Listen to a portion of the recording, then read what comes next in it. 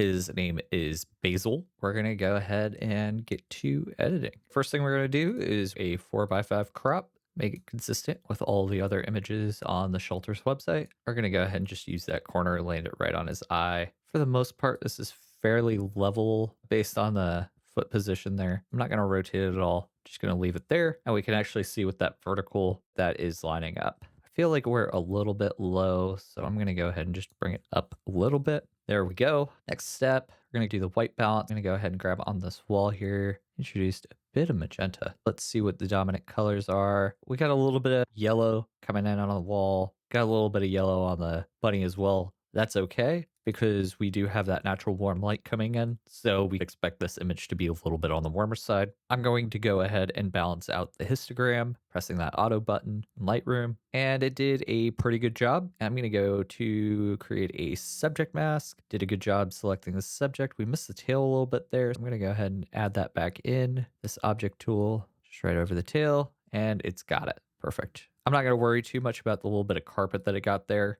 because we're going to get rid of all of this background in Photoshop. Next step here, I'm going to grab the custom preset that I made for the dogs. It does a pretty good job on the bunnies. I'm going to go ahead and raise the shadows a little bit here. I'm going to drop the highlights a little bit. I'll raise the overall exposure. I'm going to increase the saturation and warm it up a little, take away that temperature adjustment. Just add a little bit of pop to that color there. And that did a lot to add some color back in. Next up, what we're going to do is add a mask over that eye there. We're going to raise the exposure a bit. It is mostly a dark eye, so I'm going to try to preserve that aspect of it.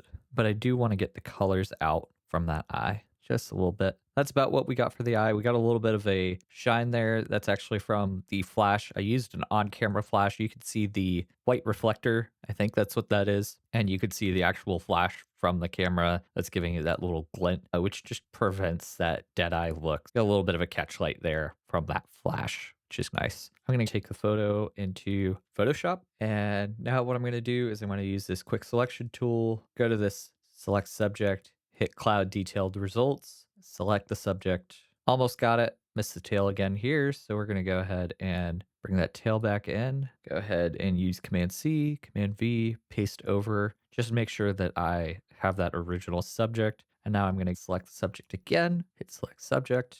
And once again, it missed the tail. So I'm going to bring that tail back in and a little bit too much there. Now that I have the subject selected, I'm going to invert the selection. So I have the background selected and I'm going to hit that generative fill. I'm just going to let it choose, give me some options, see what I like. This looks like a pretty good selection. One thing I really like about it is we have this, I would call it brindling, but they just call it brown for a bunny. But we have this brown orange color in the fur, and then this background has tones of blue. Those are complementary colors, so I really like that. I'm going to go ahead and keep this. When we turn on that original subject, we see that there's a little bit of editing to the bunny that happened when we did this generative fill. So what I'm going to do here is I'm going to leave that on. I'm going to flatten the image. I'm going to use the remove tool and just follow the edges of the bunny and blend it in a little bit. Use Command plus, zoom way in there, follow along the edges, make sure anything that doesn't look right taken care of here. And you can tell when things went wrong because you get a little bit of this color fringing. Just use some short strokes to get it to blend back into your photo. One thing that generative fill always seems to have a problem with is ears. Ears of the bunny, it just doesn't seem to understand ears and does some weird things to them. I usually see something weird along the nose here where it just becomes a little bit irregular and jagged for some reason. For the most part, a bunny's fur is fairly smooth in the way it goes down the face. It doesn't have a lot of area that sticks out. So if you see something that's a little bit jagged, then that's just generally wrong. We're zooming back out and we could see that all of the weirdness we were able to get rid of. So now we have this pretty nicely blended into the background. And we could spend more time here if we really wanted to make sure that we've gotten rid of any irregularity that might give away that this wasn't how the photo was taken. However, for the purposes of getting this bunny adopted, this is more than sufficient. So I'm going to go ahead and hit save. I go to Lightroom Classic. The photo's already there because magic. And now I'm going to add a postcard vignette.